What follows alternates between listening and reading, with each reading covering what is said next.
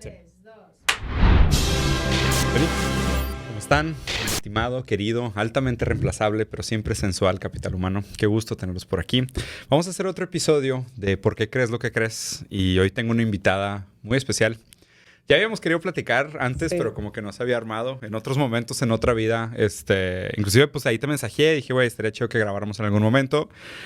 COVID y otros momentos intermedios y pues acabamos Otros dejando retiros. otros retiros diferentes, otros impedimentos del mundo real.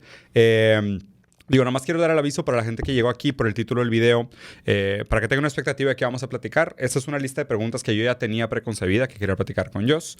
Hay algunos temas que por el momento legal en el que estamos teniendo esta conversación no vamos a poder tocar, pero seguramente vamos a hablar de temas mucho más importantes de lo que está enfrente de la grilla o lo que se dice. Más bien como que quería platicar contigo para entender cómo piensas, qué tipo de ideas tienes, algunas ideas que seguramente tienes conscientes, otras que tal vez no tanto, Ok. pero pues por ahí va la conversación. Mucho Venga. gusto. Igualmente. Encantado, Un qué gusto linda. ahora sí. Ya sé.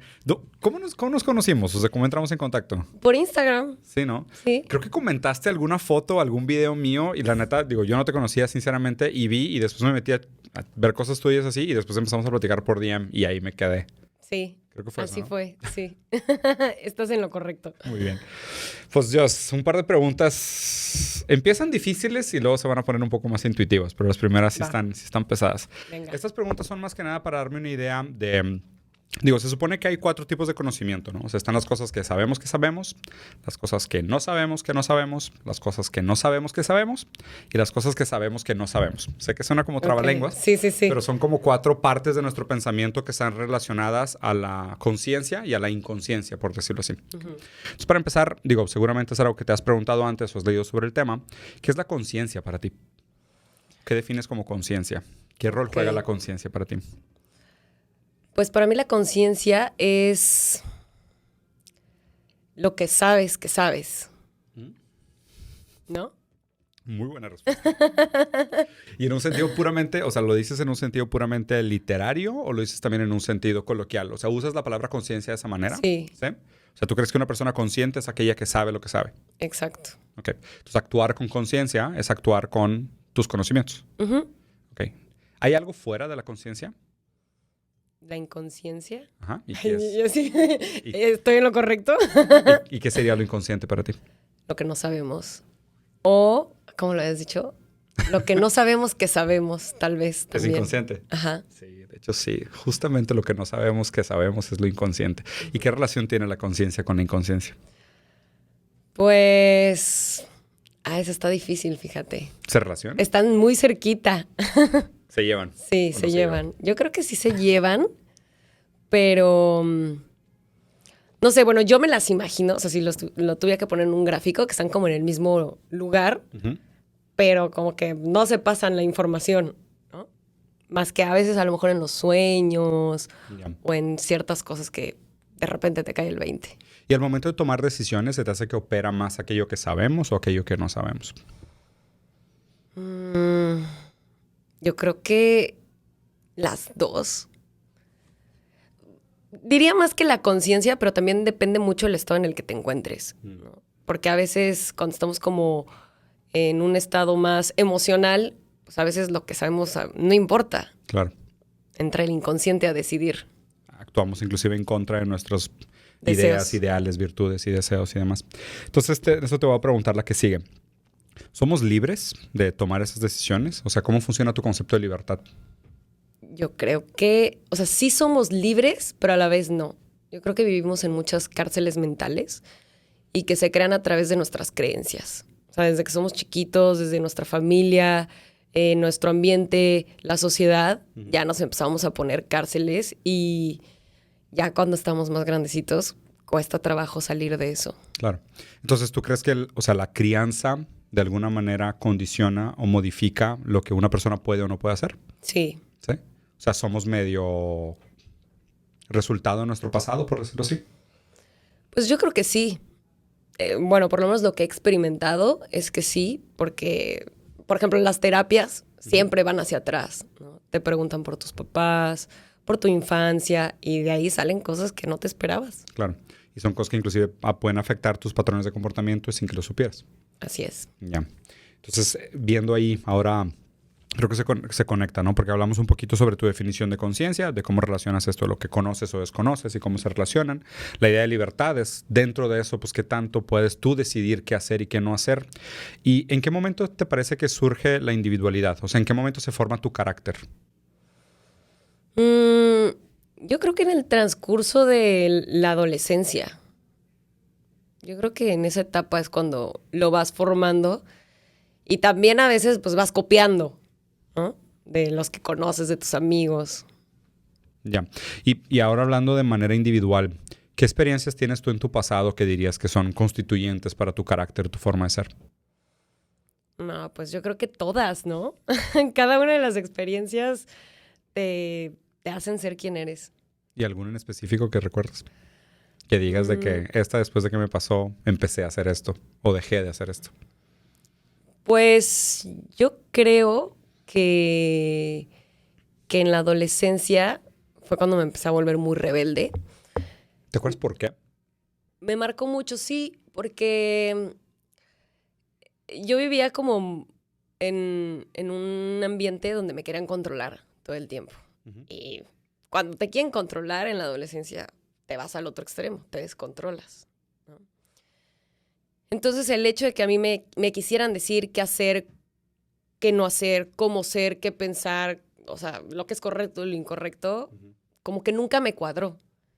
Y desde muy chiquita era bien desmadrosa, bien rebelde, mentía, me salía, me iba sin permiso.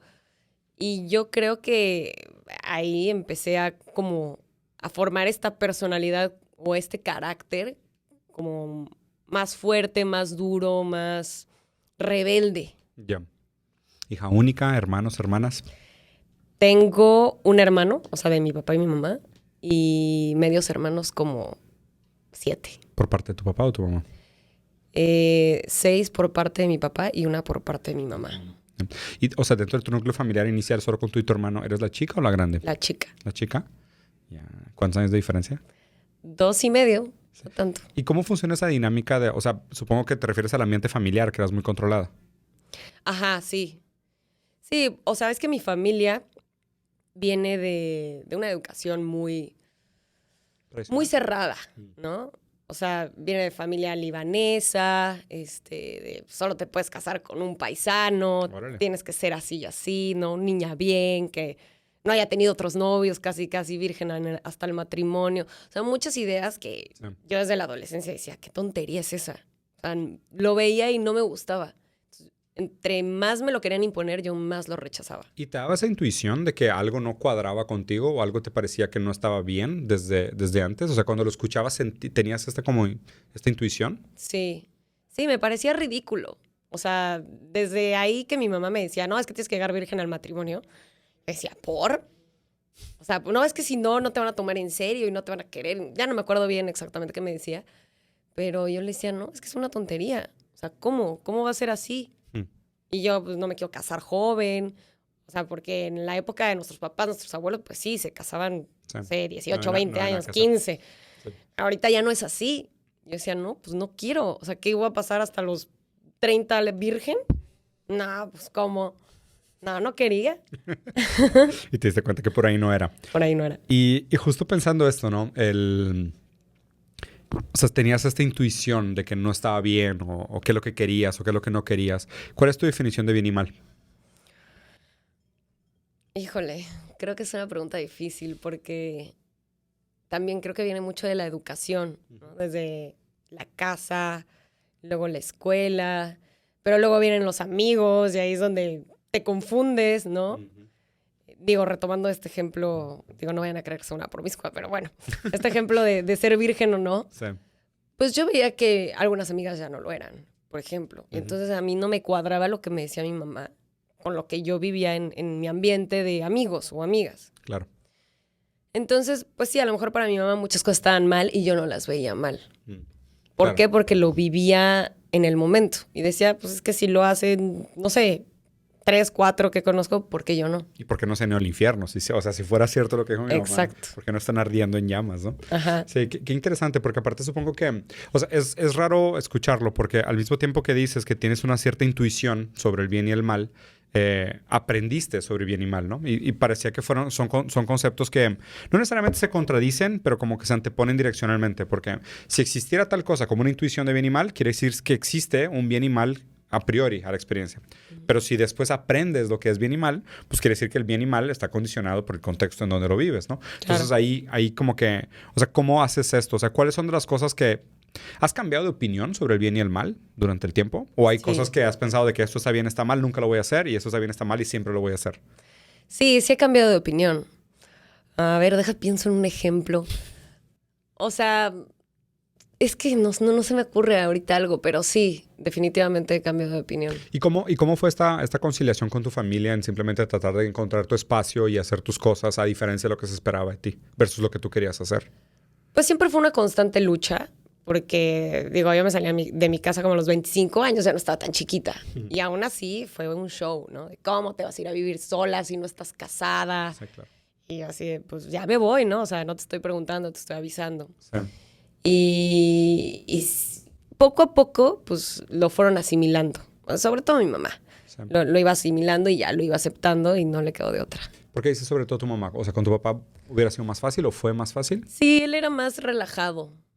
Ya. Él, como él no era libanés ni nada por el estilo, él era mucho más relajado. Ya, o sea, estos valores conservadores los asocias más con tu mamá que Sí. con tu papá. O sea, estaban más marcados de ese lado. Ujú. Va.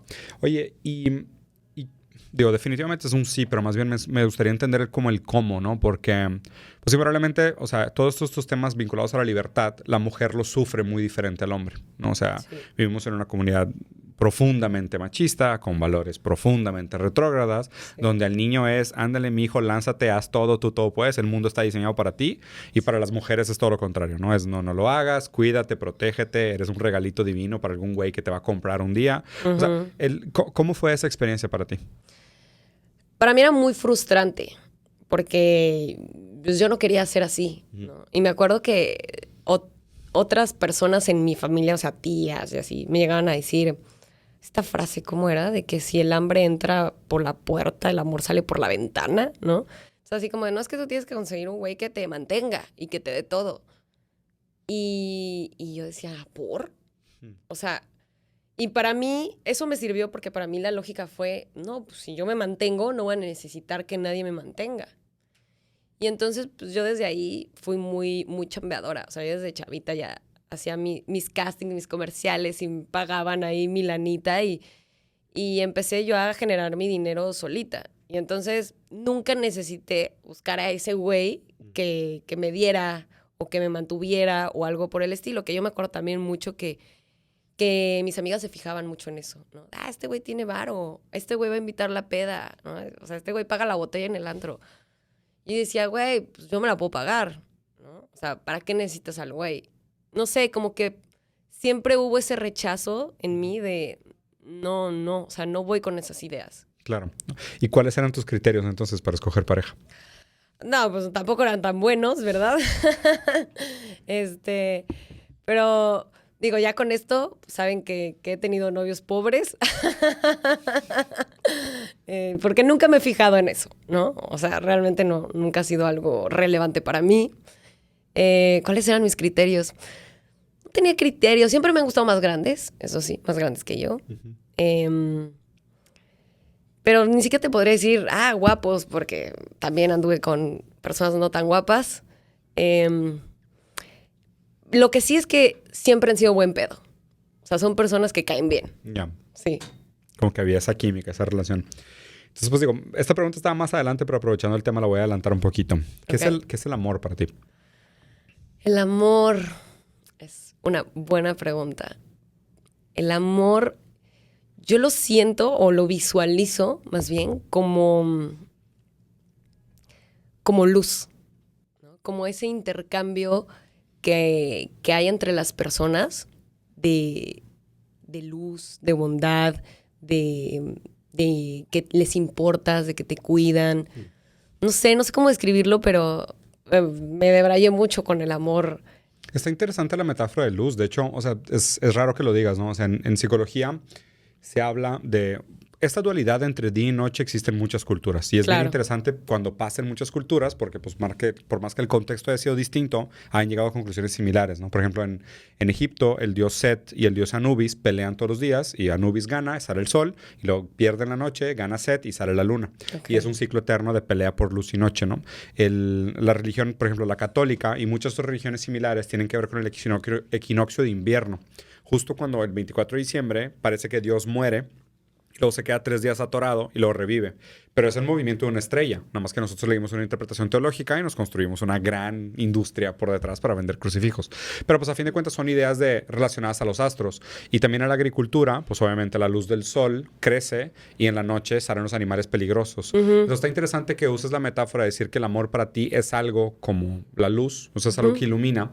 Porque, o sea, habría que entender de dónde está tu cadena significante, que es la luz para ti. Pero hay algo ahí en común en el sentido de sentirte protegida, sentirte cuidada, el crecer, el florecer, el permitir ser más.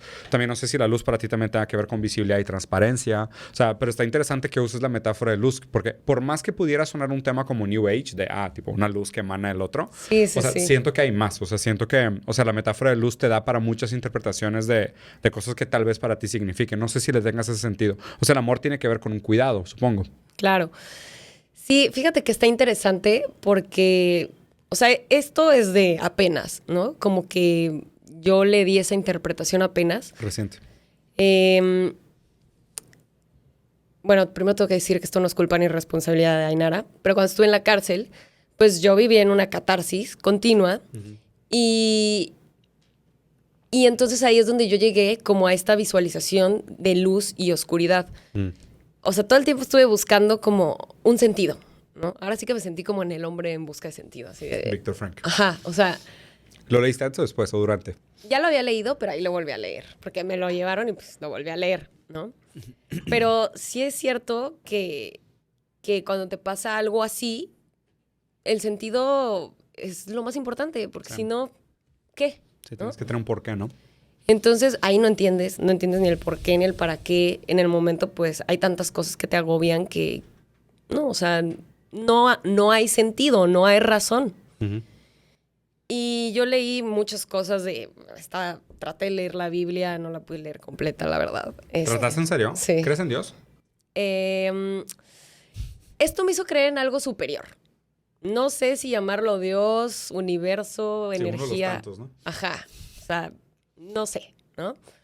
Pero ahí mucha gente te habla de la religión, de la Biblia, de Cristo, de Dios. Y está bien, porque tienen cosas bonitas que compartir. O sea, yo soy de que agarro lo bueno y lo que no me sirve, pues no lo agarro. Y ya. Pero hubo momentos en los que yo estaba tan angustiada que trataba de buscar un sentido en cualquier libro. Claro. ¿No? Y pues ahí lo básico es tener tu Biblia. Traté de leerla, no la alcancé a leer. Ya nada más me quedé leyendo como los proverbios, creo que eran, que están bonitos, pero fuera de ahí, y los salmos, esos están bonitos también. Y luego habían libros cristianos, me mandaron del Kabbalah, de ángeles, cosas del Torah, de santos. O sea, yo tenía de todo. O sea, ya no sabía Ensalada de fruta y creencias. Sí. Y mi mamá, que es católica, pues me llevaba, ¿no? Así de, rézale a San Charbel, a San Benito. ¿Tu mamá es libanesa católica? Sí. Ok. Entonces ahí tenía santos. Y yo sí hacía de todo, ¿eh? De chile, mole y pozole, porque decía, no sé en qué creer, voy a hacer todo. Pero necesito creer en algo. Exacto, necesito creer en algo. Y en lo del Kabbalah venían, creo que, cosas de ángeles también, de arcángeles. El árbol de Sephiroth y todo eso. Ajá. Entonces, bueno, y cosas ¿cómo se llama? En arameo, rezos en arameo. O sea, yo todo lo hacía. Y llegó un punto en el que yo ya estaba desesperada. Dije, ya, no sé en qué creer, ¿no? O sea, y no me siento escuchada y no sé qué hacer. Y entonces tuve un sueño donde mi primo, no es como espiritual o algo así, pero me decía en mi sueño que algo así como de, yo también leí el Torah, es muy bonito, léelo. Y me acababa de llegar un libro que se llamaba Buscando la luz a través de la oscuridad. Y era de una persona que comparte del Kabbalah, ¿no? Y entonces empecé a leerlo y me gustó mucho porque le pude dar un sentido a todo lo que me estaba pasando. Que de repente pasaban cosas muy feas y me acuerdo que una chava me decía, es que Satanás, ¿no? Y yo decía, o sea, digo, si lo quieres ver de una forma bíblica, o está bien, ¿no? Sí, es Satanás, pero no me siento cómoda con eso, ¿no? Y entonces ya que empecé a leer, buscar la luz a través de la oscuridad, algo así, como que estos dos conceptos de oscuridad y luz me hicieron mucho sentido. Y en el lugar en el que estaba, para mí era un lugar totalmente rodeado de oscuridad, de gente muy oscura, que también conoces la oscuridad en las personas, ¿no? Como este lado oscuro, y también conoces este lado de luz, o cómo compaginan, o cómo luchan entre ellos, que todo el tiempo es una lucha. Y cómo les cuesta trabajo.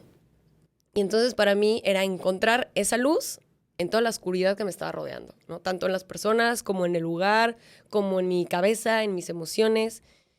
Y siempre lo visualizaba como una luz, el amor, ¿no? O sea, para mí como que el amor siempre fue lo más importante para yo tener un sentido y poder sobrevivir a todo lo que pasé. Ya. Y una pregunta, y en esta, o sea, en esta propia metáfora de luz y oscuridad, supongo que lo viste en ti también, ¿no? Sí. O sea, tu propia luz y tu propia oscuridad, por decirlo así. Exactamente. ¿Y qué encontraste? Pues encontré que igual hay, o sea, yo siento que entre más luz, más oscuridad hay, ¿no? Uh-huh. O sea, siento que todos tenemos eso, esa dualidad, obviamente, pero sí creo que entre más luz tengas o entre más buena persona, entre comillas, no estoy diciendo buena, tienes mucha oscuridad también. Y lo vi también en personas, ¿no? Que se dejan absorber por esa oscuridad, por decirlo de alguna manera, y ves la peor cara de ellas. O al revés. Tenían un pasado con mucha oscuridad y ahí llegan y sacan toda su luz y dices, wow, o sea, ¿cómo esta persona que ha hecho esto y esto y esto uh-huh. puede tener este lado tan bueno? Ya. Y te llevas, o sea, te quedas con esta curiosidad sobre la lectura, especialmente por el tema de Cábala. ¿Te quedas con esa curiosidad para continuar leyendo? O sea, porque, o sea, suena que estabas buscando algo que significara tu experiencia del mundo y encontraste esto que sonaba como una metáfora que le daba sentido a lo que estabas viviendo, ¿no? ¿Y sigue siendo relevante? ¿Lo vas a seguir persiguiendo? ¿Cuál es tu postura? Pues no es que persiga algo. Obviamente voy a seguir leyendo lo que me interese. Uh-huh. Pero para mí quedó muy claro en ese momento, ¿no? ¿Por qué pasaba? Exacto. Ya. Como que representaba muy bien lo que estaba sucediendo y dije, ok, me queda claro y no es que tenga que seguir buscando. Uh-huh. ¿No? ¿Crees en el destino? Más o menos. A ver, ¿hasta dónde? O sea, sí y a la vez no. O sea, no me gusta pensar como que ya está escrito todo, ¿no? O sea, o como dicen, tú elegiste que te iba a pasar esto y esto y esto. Tampoco creo en vidas pasadas sí. o todo eso. Pero sí creo como que nada es coincidencia. Ya. Eso sería. ¿Tú crees que las cosas que nos pasan están predeterminadas por actos anteriores? O sea, puesto en un formato mucho menos New Age, mucho más filosófico, ¿no? Como claro. decir, o sea, porque cuando decimos de destino, o sea, hay dos maneras de verlo, ¿no? O sea, desde la filosofía se explica que tú puedes ser libre de o libre para. Ser libre de significa que todo aquello que ya te sucedió no te limita. O sea, no realmente no es determinante de lo que eres capaz de hacer de tu libertad. Y ser libre para quiere decir que si eres libre para, quiere decir que tu futuro está completamente abierto a tus decisiones. Y no ser libre para quiere decir que eres determinista duro o tienes un destino predeterminado, que quiere decir, no importa las decisiones que tomes, vas a acabar en un lugar que está hecho para ti, por decirlo así. O sea, dentro de esa postura, ¿tú crees que, primero, somos libres de nuestro pasado? ¿Qué tanto? Y segundo, ¿qué tan libres somos para nuestro futuro? Bueno, ser libres de nuestro pasado yo creo que está difícil, ¿no? Bueno, desde mi experiencia, sí. Yo creo que el pasado te persigue. Y libres para el futuro, yo siento que sí. Pero sí definitivamente vamos construyendo el camino, ¿no? Claro. O sea, como que todas esas decisiones anteriores, pues a fin de cuentas, como no te deshaces de ella, pues van a ser por lo menos un condicionante de lo que puedes hacer a futuro, ¿no? Exacto. Ya. Entonces eres determinista suave. Bien, interesante. ¿Y cómo encaja entonces tu definición de libertad e individualidad con esta noción de que nuestro pasado de alguna manera nos constituye? O sea, y Y me gustaría preguntarte también si tu definición de libertad ha cambiado últimamente. O sea, Sí. ¿cómo era antes y cómo es tu definición de libertad hoy? ¿O qué valor le das a la libertad también? Pues es que, ¿sabes qué? Yo creo que nadie es consciente de su libertad hasta que la pierde. Literal. Sí. Que no es lo mismo. O sea, Sí, no claro. es lo mismo. No, por ejemplo, no naces con novia o novia. Ahí es donde sacan el cliché de no sabes lo que tienes hasta que lo pierdes. O sea, pues no naces con eso. Pero sí naces siendo libre, Claro. entre Hasta comillas, cierto punto, ¿no? Hasta ajá. cierto punto. Y entonces, ¿cómo vas a perder algo que siempre has tenido? Pues nadie lo concibe. Y cuando pasa es como, El shock. madres, o sea, esto es mi libertad, esto significa mi libertad. Porque no solamente pierdes la libertad cuando en teoría solo te privan de tu libertad, pierdes un montón de cosas, ¿no? Pierdes la cabeza, pierdes tu salud mental, pierdes tu salud física, pierdes muchas cosas, Tus ganas. pierdes las ganas, o sea, pierdes un montón de cosas. Entonces, lo que conlleva perder la libertad, o sea, real, es horrible. Sí. Y entonces el darte cuenta de eso, para mí fue como una muerte. Y el ser humano no está hecho para vivir su propia muerte, ¿no? O sea, tú te mueres y bye, ahí se acaba y vámonos. Pero es como estar muerto en vida. Exacto, estás muerto en vida y estás viendo a tu familia sufrir y estás viendo todo lo que pasa alrededor y no puedes hacer absolutamente nada, como un fantasma. Entonces yo siento que eso es un infierno, 100% un infierno. Y pregunta, conectando esto, ¿cuál es tu definición de justicia? ¿Existe tal cosa? Yo creo que existe de alguna manera, pero no por el hombre. Ya, o sea, ¿crees en algo así como una justicia divina, como una justicia superior? O sea, ¿la justicia es algo a lo cual deberíamos aspirar en la tierra o es algo que se consigue después? ¿Cómo funciona justicia en esta gran escala de los tiempos? Aún no lo sé, no me queda claro. Pero sí sé que la justicia... Como institución como orgánica institución política, no existe. lejos de... O sea, ¿cuál es tu entendimiento ahora? O sea, pasando por la experiencia por la que estás pasando, que supongo que todavía no termina y todavía quedará una parte del proyecto. ¿Te parece que estas experiencias son realmente reformadoras para la gente que las vive? O sea, si se pensó en algún momento como decir de que te vamos a privar de tu libertad para que aprendas algo. Claro. O sea, ¿es real? O sea...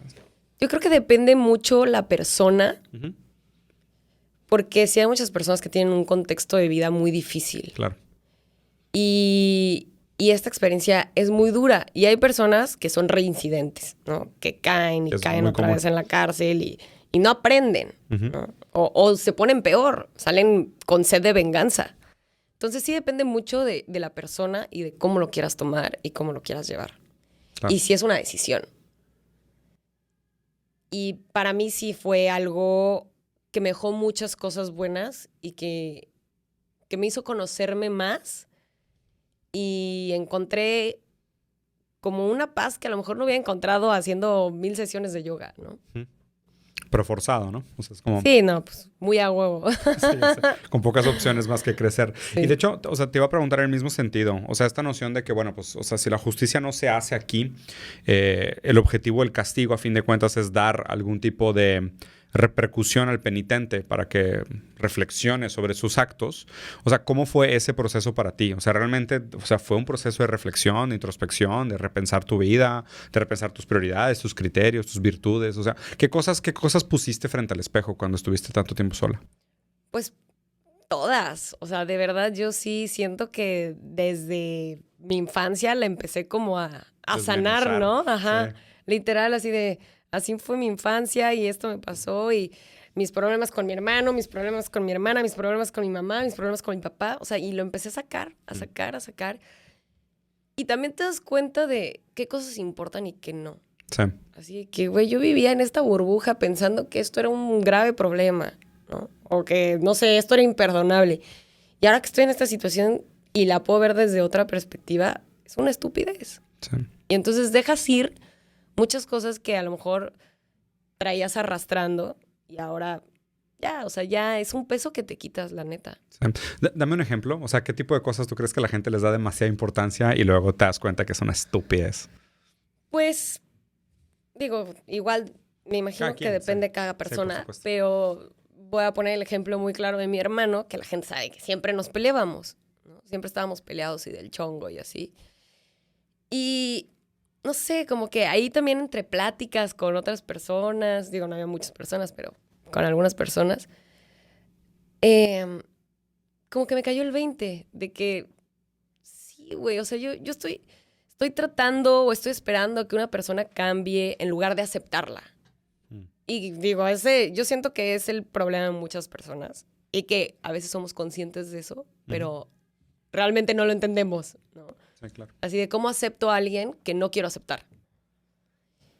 Y entonces, como que ahora para mí tomar la decisión fue más fácil. Y literal cuando lo vi fue así de, ¿sabes qué? O sea, sí, tienes razón en esto y esto y esto. Y pues no puedo cambiar el pasado. Pero ahora, pues puedo hacer esto. O sea, puedo yo tratar de aquí en adelante, pues no ser de esta manera, ¿no? Que en este caso, por ejemplo, yo lo rechazaba mucho. Sí. Por X o Y. Y dije, ¿y puedo a partir de ahora, pues quitar ese rechazo? Porque realmente lo quiero quitar. Y él me dijo así de, ok, ¿no? O sea, y también, ¿no? O sea, fue recíproco. O sea, no solamente era yo, pero se dio como ese momento que a lo mejor afuera, por mis tiempos, por estar ocupada, por estar pensando en otras cosas, por lo que sea, pues a lo mejor no hubiera hecho. O por orgullo, por ego, no lo hubiera hecho. Y cuando saliste, pues cambió completamente. Exactamente. ¿Qué cosas murieron de ti en este proceso? Yo, completa. Me morí. ¿Completa? No, o sea, sentí que me morí, Sí. pero como un fantasmita atrapado, ¿no? Así de, aquí estoy, no me he muerto. Y ya cuando salí, no sé cómo explicártelo, pero salí muy tranquila. O sea, salí como, obviamente feliz y emocionada de que ya estoy afuera otra vez. Y siento que murió mucho de mi ego, ¿no? Que yo sé que el ego es bueno hasta cierto punto y necesario, pero había un psicólogo, no me acuerdo cuál, creo que, ay, no es psicólogo, Eckhart Tolle. Eckhart Tolle. Ajá. Él tenía un libro que leí que hablaba de la nueva tierra y habla mucho de la inconsciencia. Y para mí también fue muy claro ese libro porque igual, como la luz y la oscuridad, me representó la inconsciencia Y la conciencia. de las personas. ¿No? Y entonces me di cuenta que vivía y que la mayoría viven en una inconsciencia total. Creemos que no, pero hasta que no te pasa algo que realmente te deja ver esa inconsciencia que tienes y que tienen los demás, dices, ok, ahora sí lo puedo soltar, porque ya me hice consciente que soy un inconsciente. Claro, y vas haciendo un poco más conscientes esos pedazos, ¿no? Dentro de lo cabible. Estando adentro, ¿qué fue lo que más extrañaste? Pues yo creo que todo lo extrañaba. La gente generalmente me pregunta por la comida, pero como mi mamá me llevaba de comer, la verdad es que no estaba te tan afectó mal, tanto, sí. ¿no? O sea, se me echaba a perder a veces la comida, pero no importa, sí me la comía. El hambre es cabrona, sí. Sí. No sé, yo creo que lo que más extrañas es el afecto físico, Ya, ¿no? Como los abrazos, agarrar de la mano, claro. besar. Yo creo que eso es lo que más necesitas. Claro. Oye, y de las experiencias que tuviste estando adentro, ¿cuál fue, o sea, si puedes compartir alguna que haya sido muy marcante para ti? O sea, ¿qué es lo más rico que te llevas en términos de experiencias? Pues tuve muchas experiencias fuertes. Una que sufrí mucho fue cuando me pasaron una compañera. Entonces, durante un mes dormí con una persona y luego se la llevaron porque hubieron ahí unos problemas. No entre ella y yo, pero hubieron problemas. Y sentí tan feo. O sea, fue como otro duelo. Yo le decía a mi novio, es que de verdad estoy sufriendo que no está, ¿no? Porque era mi compañera de todas las noches con quien platicaba, de estar encerrada desde las 8 de la noche hasta las 8 de la mañana. Digo, no platicábamos toda la noche, pero platicábamos. Y de repente estar solo otra vez fue un madrazo nuevo. Sí. Claro. Y pregunta tratando como de hacer recapitulación de esto. O sea, porque a fin de cuentas se supone que estos procesos son reformantes, ¿no? O sea, ¿te parece que el trato que reciben las personas que están en esa situación es digno? ¿Te parece que funciona? ¿Cumple la meta de justicia que se busca? Yo creo que no. O sea, el trato depende, ¿no? Hay personas que sí te tratan bien y otras que no tanto. Pero la forma, ¿no? O sea, el estar ahí, El ambiente, todo el lo que, contexto. todo lo que implica la cárcel es, o sea, es indigno, es inhumano. O sea, desde que llegas, no sé, pasas días sin bañarte. Bueno, en mi caso yo no me bañaba porque de verdad eran unas condiciones deplorables que yo decía, pues, mejor en mi mugre que pisar ahí descalza, ¿no? O sea, el agua asquerosa, no te dan ni un cepillo de dientes, o sea, son condiciones muy feas en las que vives unos días hasta que por fin te pueden meter cosas para tener tu kit de higiene básico y cosas por el estilo. Entonces, definitivamente yo creo que está muy deshumanizado porque, por ejemplo, algo que vi mucho es que ahí no hay salud mental. No existe. No existe. Simplemente no sucede. O sea, yo llegué ya con mi receta así de tengo trastorno de ansiedad generalizada y tomo estos medicamentos.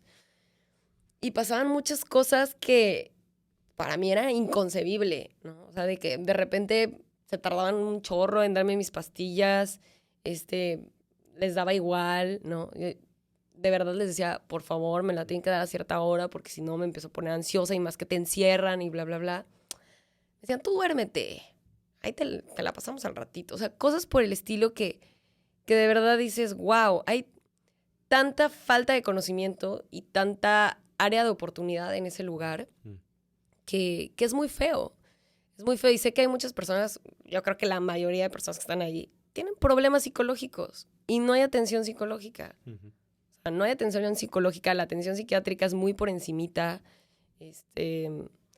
Realmente, pues estás sobreviviendo ahí. O sea, nadie te está reformando. Claro. Le llaman reinserción, pero... Sí, claro. Sí, pues y por eso los índices de reincidencia también son tan altos. O sea, la gran mayoría de la gente que sale de eso sale en un contexto también tan deplorable. Y aparte sales con el estigma, ¿no? Y tratar de reincorporarte a la sociedad con el estigma, pues suele ser bastante complicado. De hecho, o sea, estaba leyendo hace poco un artículo que al parecer hay como 8,000 mujeres en la cárcel en diferentes lugares de México que están ahí solo porque ningún abogado habla su idioma. O sea, son indígenas en su mayoría. Y como no existe ningún abogado que pueda representarlas, pues ahí están. No representadas, ni siquiera nadie ha hecho un antecedente, nadie ha interferido frente a la justicia para darles un lugar, porque son mujeres que están completamente desrepresentadas, ¿no? Y me parece que probablemente esos casos sean los casos más comunes, no los casos más raros. Y conectando con lo que dices de las enfermedades mentales, pues definitivamente. O sea, para mí es extraño hablar de todos estos sistemas correctivos de comportamiento si no hay un diagnóstico claro del por qué. O sea, si no entendemos cuáles son las causas que llevan a que la gente cometa esos actos y simplemente lo que hacemos es castigar esos actos, pues no estás corrigiendo nada. O sea, claro. A lo mejor sí, en algunos casos la gente va a entender que, bueno, pues esto no se hace y lo voy a evitar, pero para evitarme el dolor. Claro. No necesariamente porque entendí que lo que hice está mal. Simplemente es para evitarme la pena, ¿no? Lo que la gente aprende es, pues, que a la próxima no me atrapen, ¿no? En lugar de decir, pues realmente sí me estoy cuestionando si lo que debería de haber hecho o no. Y como para ir, o sea, aterrizando y llevando un poquito más al cierre, ¿qué descubriste de ti en este proceso? ¿Qué descubrí? Descubrí que vivimos como en una ilusión. A ver. ¿No? O sea, no sé cómo explicarlo, pero como el ejemplo de la burbuja es el perfecto. Y el ejemplo también de que no sabes qué es perder tu libertad porque no tienes ni idea. O sea, si a mí me preguntabas antes pues, qué era la cárcel, pues no tenía ni idea, ¿no? O sea, medio tienes idea, pues sí, castigan y encierran a las personas y ya. Pero el vivirlo ya es distinto y el conocer personas ahí ya es distinto. Y conoces personas, tanto culpables como inocentes, o igual no sabes, ¿no? Si te están diciendo la verdad. Pero puedes ver ese lado de las personas bueno. Y entonces para mí sí es importante el llevarme esa lección de que hay muchas personas, claro, como en todo, ¿no? Afuera y adentro, que son malas y hacen cosas feas y bla, bla, bla. Pero también hay personas que se arrepienten y también hay personas que aprenden y también hay personas que cambian, que realmente cambian. Entonces, por ejemplo, con esta persona que yo estuve platicando, que yo le decía, es que ¿por qué lo sigues haciendo? O sea, si ya caíste varias veces, ¿por qué lo sigues haciendo?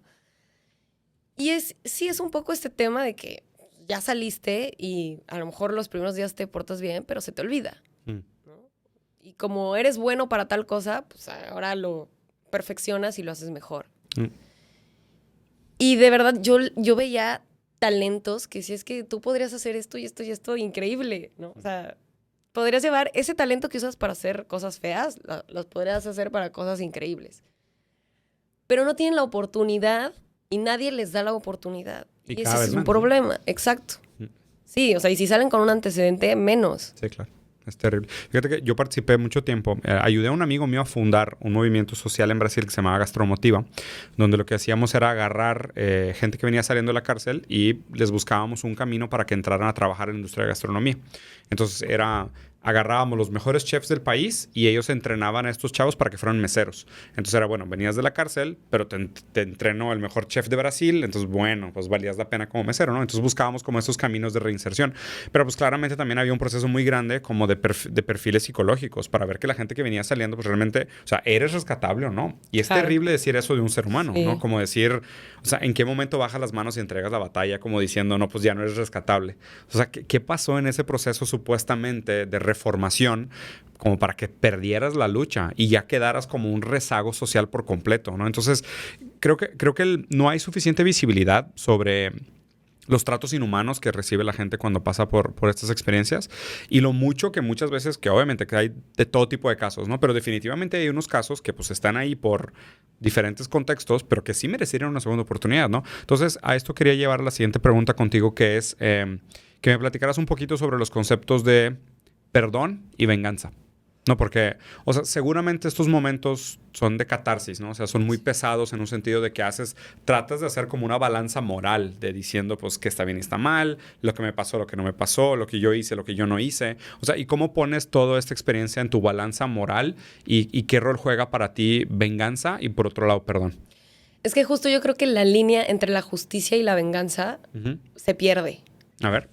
O sea, por ejemplo, ¿no? Yo te hago algo a ti y entonces tú dices, pues me voy a desquitar, Ojo ¿no? por ojo. ¿No? Y te desquitas y entonces para mí ya fue injusto y ahora yo me voy a desquitar otra vez. Claro. Y así nos la podemos llevar infinitamente buscando justicia los dos cada vez que nos hacen algo y realmente es venganza. Sí. Entonces es muy delgada esa línea, por eso te digo, justicia nosotros no la podemos hacer como tal, ¿no? Sí, sí, sí. No sé, es raro. Está interesante. Justo leí una metáfora que me gustó mucho que decía, ojo por ojo, pero el ojo azul vale más que el ojo marrón.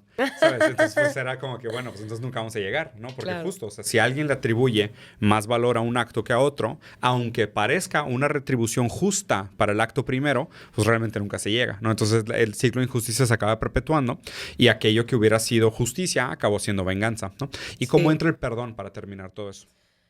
Pues yo creo que el perdón es la forma de soltarlo, ¿no? O sea, el no engancharte, el no quedarte con esta sensación de, ay, soy una víctima, o ay, me la tienen que pagar, esto fue injusto. No, o sea, el perdón ya es como decir, de aquí en adelante es otro rollo, ¿no? O sea, ya no volteo a ver mi pasado, ya no me engancho con esto, ya no trato de buscar, no sé, otra cosa. Ya. ¿Y tu perspectiva sobre juzgar a los demás, ahora que viste tantos casos y viviste un caso propio? Pues sí cambió definitivamente, porque sé que... y digo, y también lo vi con mi caso, que cómo la gente puede tergiversar las cosas tan fácil, ¿no? O sea, de un cachito a pum, lo invento, le hago diferente, ahora dijo esto, ahora hizo esto. O sea, de cualquier cosa. Y claro, entonces la gente se queda con segundos y lo creen. Claro. ¿No? En lugar de ver, pues a lo mejor todo lo que he hecho, estas otras cosas. No, ya nada más me quedo con esto. Sí, Una vez le dijiste tonta al vaso. Es lo que importa. Y entonces le dijo tonta al vaso, ¿no? Y todo lo demás desaparece. Exacto. Sí, entonces ya todo lo demás no importa. Y también te juzgan por cosas que digo, en mi caso, hice hace años, ¿no? O sea, llevo haciendo videos 10 años y por supuesto que no pienso igual. O sea, he ido evolucionando, he ido cambiando. O sea, veo mis videos de antes y a veces sí digo, no manches, güey. Sí. O sea, sí me la volé en esto, Pues, ¿no?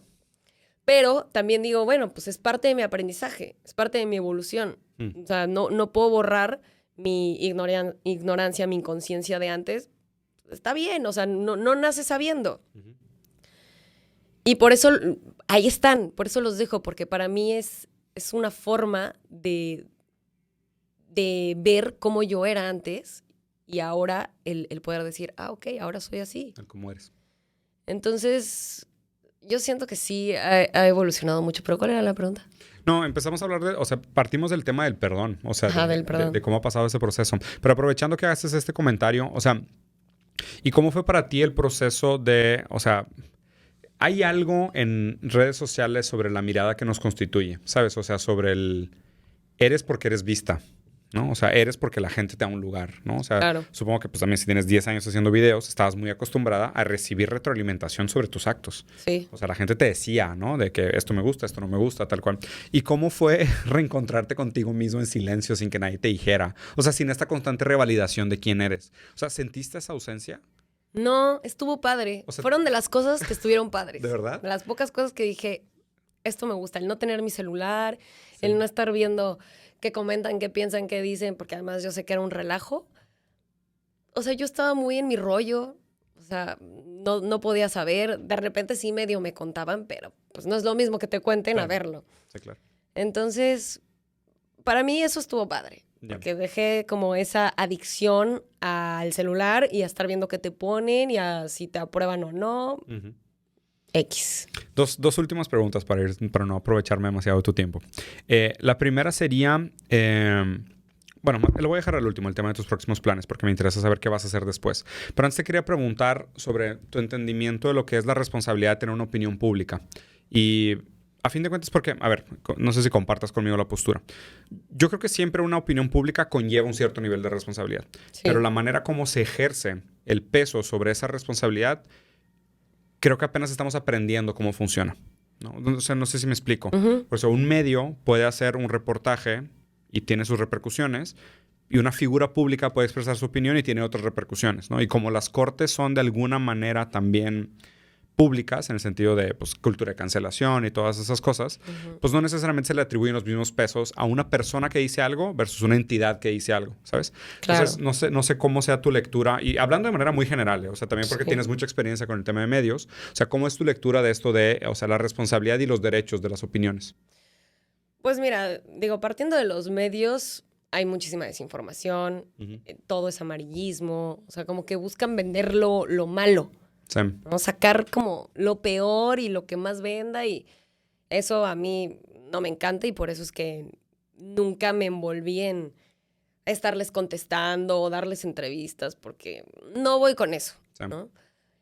Y del otro lado, obviamente lo que tú digas como una figura pública, pues sí tiene su peso. Claro. y su repercusión. En mi caso, pues yo siempre fui más como dirigida hacia el entretenimiento, Ujú. pero de alguna manera daba yo mis mensajes, ¿no? O sea, siempre fueron bien intencionados, a pesar de que juzgaba a personas o criticaba a personas. Siempre mi intención era como darle un mensaje positivo a la gente, Ujú. ¿no? Sé que no era la mejor forma. Sé que era muy agresiva de alguna manera, pero era parte como de ese modo de entretenimiento. Pero ahora, aunque sea entretenimiento o aunque sea comedia, ahorita el tema de dar opiniones o de echarte un chiste que es incorrecto está difícil, Sí. ¿sabes? O sea, es ponerte la soga al cuello Me imagino. y la mayoría de gente ya no quiere. Claro. Ya no quiere. La libertad de expresión, de alguna manera, siento que se está muriendo y que también, por lo menos en mi caso y en muchos, ya no entiendes dónde está el límite, ¿no? O sea, ¿en qué momento ya de plano ya no existe la libertad de expresión y en qué momento la estás pasando. Claro, muy ambiguo. Y aparte también siento que el límite no es el mismo para todos. O sea, siento que no se trata igual a todo el mundo y no se... O sea, a ver, se supone que vivimos en una sociedad donde existen los derechos humanos, ¿no? Y que los derechos humanos son iguales para todos y las reglas se apliquen igual para todos, pero no es cierto. No es cierto. O sea, eso es lo que me parece profundamente injusto. Y ahora sí, terminando con la última pregunta... O sea, ¿qué planeas hacer? O sea, ¿cuáles son tus proyectos? ¿Cuáles son tus ambiciones? O sea, si encontraste un sentimiento de sentido dentro de esta experiencia de catarsis, ¿hacia dónde vas a llevar todo esto? O sea, ¿qué te interesa hacer con todo esto? Pues me interesa aportar cosas positivas porque realmente creo que hace falta. Hace falta dentro de todo este mundo de internet y de medios tirando mierda y hate y odio y buscando el amarillismo y ver cómo joden de alguna manera.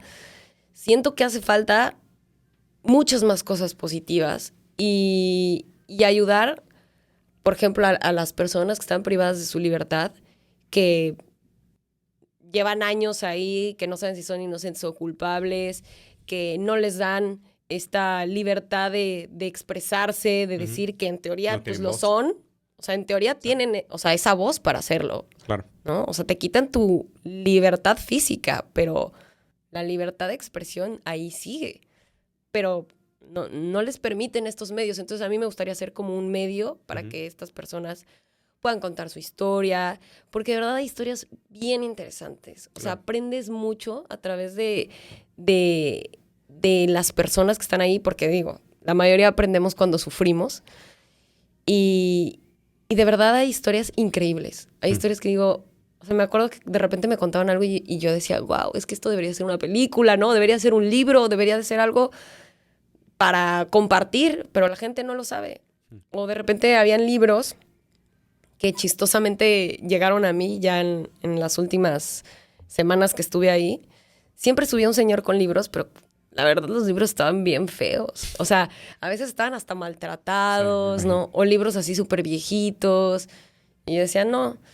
Pero así, ya de las últimas semanas como que me asomé y dije, a ver. Y eran libros de biografías de mujeres privadas de su libertad. Los empecé a leer y de verdad creo que fueron de los mejores libros que leí. O sea, historias que dije, wow. Y al final veías en los libros 1000 ejemplares. Y yo, no, pues ¿quién los va a leer con 1000 ejemplares? Y Apenas dos una están escuela. aquí, güey. Dos Sí, están aquí en la cárcel. dos están aquí. Bueno, o sea, uno en cada cárcel de México, quedan 500. exacto. Sí. Y de verdad, increíbles historias, increíbles. Padrísimas, que te dejan mucha enseñanza, que te dejan valorar y que además en ese momento yo me pude identificar, que dije, wow, es que sí, eso se siente, sí es cierto, eso pasa. ¿No? ¿Sabes qué? De alguna manera, o sea, no sé por qué, yo creo que como que una parte de mí tenía esta idea de... O sea, cuando estaba pensando en lo que te iba a preguntar y lo que íbamos a conversar y demás, como que una parte de mí quería que llegáramos a esta parte de la conversación.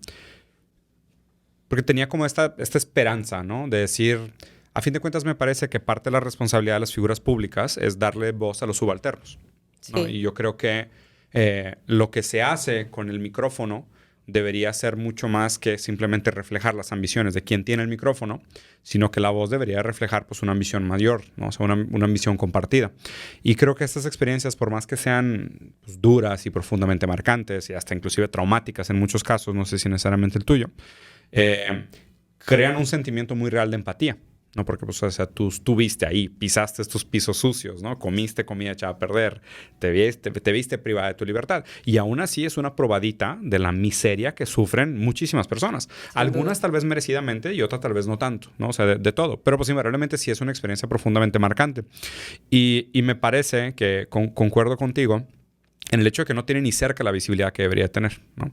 Y digo, estuve escuchando algunas de las historias que contaste, que compartiste, que pues dice clases de yoga y estuviste como pues mezclándote, escuchando sus historias, dándole un lugar también. Y parte de mí venía pensando que, híjole, ojalá y yo salga y diga de que, güey, o sea, nosotros aquí hablando de estupideces y esta gente con cosas tan importantes que decir y nadie les hace caso, ¿no? O sea, porque parece que lo que nosotros nos enfocamos y le ponemos atención, que parece ser el centro de nuestras vidas, es totalmente banal comparado con estos temas de los que deberíamos de platicar, ¿no? ¿Y algún proyecto en específico que tengas en mente o que te gustaría hacer con todo esto? Pues quiero sacar un libro porque algo que me pasó es que yo no encontraba un libro que me consolara o que me diera paz o digo, independientemente de mis temas existenciales, y si de Dios o no Dios, o yo qué sé, no encontraba esta paz, ¿no? O sea, ningún libro de psicología, ni de religión, ni de nada. Y yo le decía a mi novio, es que, ¿sabes qué? Todos los libros te hablan de cómo superar el trauma. Incluso hay una autora, ya no me acuerdo cómo se llama, pero muy buena, que tiene un libro que se llama En Auschwitz no había Prozac, algo así. Ujú. Y te cuenta toda esa historia del campo de concentración y después cuando salió y luego cómo se convirtió en psicóloga y cómo empezó a ayudar a las personas. Y está muy padre. Pero, o sea, no te dice cómo sobrevivió ahí, ¿no? O sea, te cuenta la historia, ¿no? Ujú. Me pasó esto y esto y esto. Pero el cómo sobreviviste eso, nadie te lo dice. Entonces, a mí me gustaría sacar un libro, aparte de lo que viví, las aventuras, lo que aprendí, lo que, etcétera. También un libro como de, para las personas que están en un momento así. Porque la mayoría es como, mira la flor, medita, valora Sí. tu vida, ¿no? El monje que vendió su Ferrari, cosas por el estilo, que dices, pues sí están padres, pero aquí no las puedo hacer. O sea, en mi caso es como, pues no las puedo hacer aquí. Sí. Libros de duelo, pues no es lo mismo, ¿no? Entonces, no encontraba qué y dije, creo que necesito hacer un libro que te diga cómo sobrevivir a este momento, Qué padre. no al después. ¿Y ya lo empezaste a escribir? O sea, ¿lo empezaste a escribir desde allá o todavía no? Pues allá escribí un diario. Ya. Todos los días escribía, entonces imagínate, son 5 meses de escribir. Y yo creo que de ahí puede salir varias cosas interesantes. Entonces sí, se vienen libros. Qué padre. Pues Sí. bueno, libro es uno. Y relacionado a las mujeres que conociste o a las condiciones, o específicamente a la comunidad carcelaria, ¿te quedas con alguna idea de proyecto o algo? Sí, quiero, te digo, hacer algo para darle la importancia, que la gente conozca historias. Aún no sé bien cómo lo voy a hacer, si a lo mejor va a ser un documental o una serie de videos. Ujú. No lo sé, pero sí voy a empezar a hacer eso. Algo va a ser al respecto. Pues Sí. qué cool. Pues encantado de conocerte, encantado de platicar. Igualmente. Espero que cuando tengas más en papel esos proyectos, pues me platiques. La verdad es que me Claro. gustan mucho. Yo me quedé, o sea, ayudé mucho tiempo a ese proyecto cuando estaba en Brasil. Lo tratamos de traer a México, se vino a México un rato, no funcionó, pero sí me parece muy interesante cómo, o sea, a ver, me parece que es una posición profundamente privilegiada salir de eso con una historia bonita que contar. Claro. Cuando me parece que la gran mayoría de la gente que pasa por una experiencia así se arruina la vida. O sea, su Sí. vida está completamente arruinada. Y me parece muchas veces un castigo desproporcional a muchos de los actos por los cuales la gente acaba en la cárcel. Sí, sin ¿Sabes? O duda. sea, no digo, de cada caso un caso también, ¿no? Pero me es muy difícil pensar que una persona que roba por hambre o, no sé, hace un crimen menor, pues tenga su vida completamente arruinada por un sistema carcelario que acaba siendo desproporcionalmente malo. Y de nuevo, o sea, los que acaban cumpliendo condena, porque mucha de la gente que sí comete crímenes, pues a lo mejor ni ve la sombra de la cárcel. Entonces, hay una profunda injusticia y una desigualdad muy grande ahí, que creo que, o sea, si algo tenemos de responsabilidad y poder en ese sentido, pues también nos queda un poquito como por hacerlo. Ahora, también lo curioso es que las personas que están en prisión preventiva, que no se saben si son culpables o inocentes Claro. y siguen en proceso, Así que en México es distinto, ¿no? que en otros países eso no existe, pero aquí Sí. sí existe, y a veces llevan años, como ya lo dijimos. Esas son, bueno, yo me cuento ahí porque no hay actividades, ¿no? O sea, están, En un limbo, yo ¿no? lo veo como más castigadas que incluso las personas ya sentenciadas. Porque quieras o no las sentenciadas, pues ya tienen su sentencia, ya saben tantos años y les ponen luego trabajo ahí, o sea, tienen más actividades. Está cañón. Deberías, no sé si tuviste oportunidad, pero si no, deberías de leer Metamorfosis de Kafka. Me lo mandaron, ¿En serio? pero no lo leí. Híjole, te hubiera quedado en anillo al dedo. Porque Kafka hablaba un poquito sobre el infierno de la burocracia. Ok. Y decía que una forma de castigar a la gente era nunca darle su sentencia. Y decir de que pues regresa mañana y regresa mañana y regresa mañana. Y siento que ese estasis, ese limbo de no saber en qué momento... Porque a ver, si te dicen son 10 años, pues bueno, son 10 años. O sea, Exacto. va a ser un proceso de duelo horrible donde vas a decir, pues me chingué, voy a perder 10 años de mi vida. Pero sabes que después de 10 años hay algo. Cuando no sabes... O sea, cuando estás en ese limbo de mañana te decimos, vamos a ver resolución contra proceso y otra vez y pelea y no sé qué. O sea, tu vida se queda como en hold, ¿no? Y de nuevo, qué privilegio poder tener tu vida en hold un rato sin saber qué va a pasar y aún así poder funcionar versus una persona que no tiene las condiciones para soportar eso. Y que poner su vida en hold es decir, güey, es que, o sea, ustedes no entienden, ustedes no me dan una resolución, yo no puedo mover del lugar, ¿no? Claro. Entonces, creo que Metamorfosis de Kafka, o sea, es un libro muy profundo en muchos sentidos, pero tiene una crítica a la burocracia pesadísima, Me lo voy a pesadísima. echar. Y creo que la gente no entiende lo profundo que es el castigo psicológico de la burocracia. O sea, el estar, porque te metes literal en una maraña, o sea, una maraña legal, política, económica, de intereses, de influencias, de pesos. Y es como que, güey, o sea, es casi como si estuvieras aprendiendo otro idioma y decir, pues ahora aprendo el idioma legal, ¿no? Y te vuelves savvy, no, es que existe una diferencia entre prisión preventiva y preso y tipo, Sí. y te vuelves como experta en cosas que dices, güey, ¿por qué soy experto en esto? Yo no sabía que eso existía. Claro. Ni siquiera tenía idea hasta que llegas ahí y ya luego te enteras pues, que existe, que hay muchas personas ahí, que casi el 50% y que llevan muchos años, que no tienen una sentencia y dices, madres, güey. O sea, ¿cómo es posible? Está cañón. Entonces, sí, lo que se me hace bien feo es eso, ¿no? Que además no saben si eres culpable o inocente y la pasas peor. Estás más encerrada, más castigada. Sí, claro. Digo, ahí lo justifican con diferentes cosas, pero Sí, me imagino. es inhumano. Digo, habría otras preguntas que te quisiera hacer, pero lo podemos dejar para una segunda conversación ya más Va, adelante. Pero sí. pues por primera conversación está muy buena. Te agradezco mucho, Jess. No, gracias a ti por la Encantado. invitación. ¿Cómo te sientes de estar por acá, de estar haciendo entrevistas otra vez en el ojo Bien. público? Y yo bien. Bien, contenta. La verdad es que yo siento que para mí esto fue un gran aprendizaje y lo que viene va a ser algo chingón. Ya. Un mensaje para la gente que te estaba esperando. Si quieres uno para haters y uno para lovers, nada te creas. Ah, para los haters ni los pelo ya, me dan igual. Ya hay demasiados. Y para la gente que ha estado ahí y me apoya, pues la verdad es que no tengo más que agradecer y mandarles mucho amor, mucha luz. Aunque suene ahí como... New Age. Ajá, así que, pero es eso, o sea, yo así lo visualizo y se los agradezco mucho. Qué chido. Pues encantado de conocerte. Igualmente. Nos vemos. Genial. Corte. Luz. Muy New Age tu idea.